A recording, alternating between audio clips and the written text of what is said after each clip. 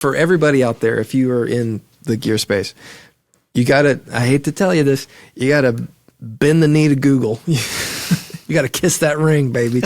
And not even in a paid way, just like understanding how to get your business profile right, how to show up on Google Maps right, how to have all that stuff to where if someone just searches guitar store near me or just puts guitar store into their Maps app, you show up. And to that end, it's wild to me because of all the YouTube videos that we do and that you've involved me with, which I'm forever appreciative of. The number one source of social traffic for high voltage specifically is Facebook.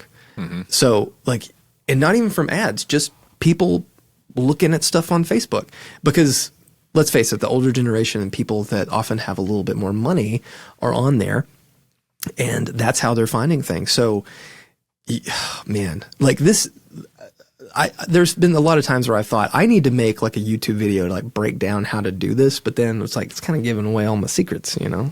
Yeah, so. It doesn't matter though, man. There are like, I think you could do it and you should do it, because I think there is far more value on both sides of the equation for you being proactive and sharing information like that. Yeah. It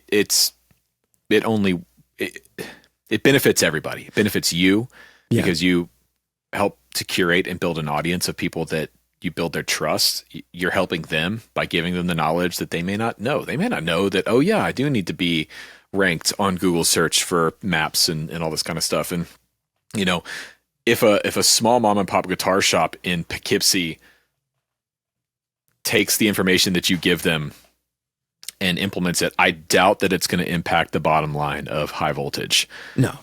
At all. Well, yeah, I mean, and that's true, because I think the thing that I fear the most for all these small shops and the people that are a bit older who don't know the ins and outs of, you know, really just Google marketing and stuff, is that people get taken, because so often there's people that are trying to sell you these services to do it for you when all this stuff is free. You just have to learn how to do it.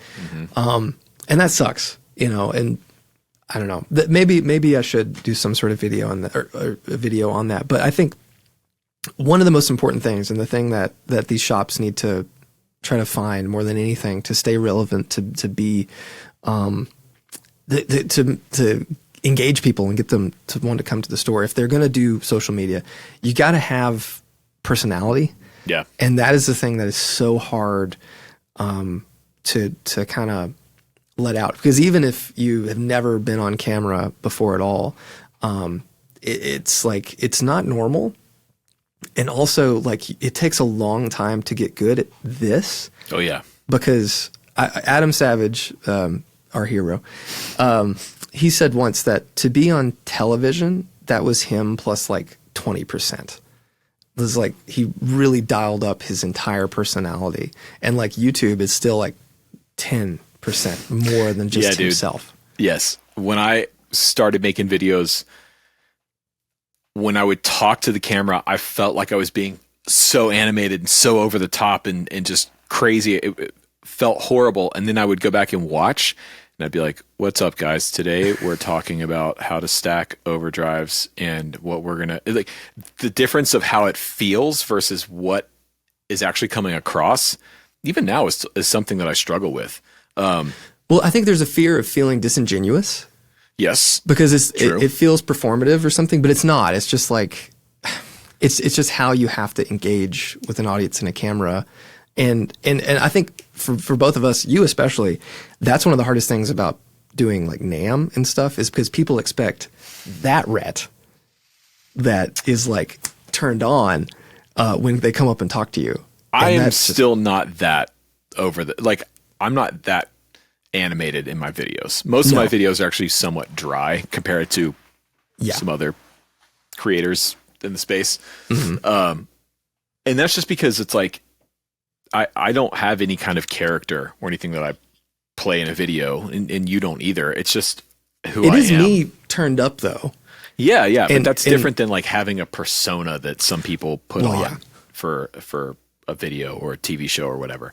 But having that, I know for me, Like when I leave like the NAMM show floor, it's just like I have to like, my battery is like, it's blinking red down there. Like I have to completely recharge because I've just spent everything I had. Even just being like normal and nice, you know, it's like, it's not a character per se, but it is something that you really have to kind of hone in and dial in because you want to be engaging and exciting with people. Yeah. And that is, it's just so hard. And that's the thing that I think a lot of these stores, if they're going to attempt social media, that's why I think a lot of them go to like, they do the meme route or they hop on trends and stuff because they don't know how to hone in on who they are as individuals, as a store necessarily publicly.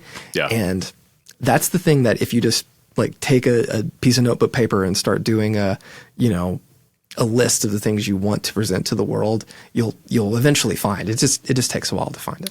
You've got to do it, man. You've got to do it. And honestly, like I want to see the great mom and pop guitar store survive. Yeah. And many of them won't. It's just the way the world is now, but many of them will. And the ones that will are the ones that get this and that will hop on this, not even bandwagon. They just get with the times and understand that like, look, the local shop here in Atlanta is never going to compete with Sweetwater or Reverb. The reality is they don't have to. Yeah. They can survive and thrive on a local community of people in this city that go to that shop because of the reasons I've been going to that shop for 15 years now, which is like, I like the people there. They're really knowledgeable. They've always got cool stuff in. I know every time I go in, I'm going to be able to hang out and catch up with the owners and the people that work there. And, it's a nice space. It's a nice vibe.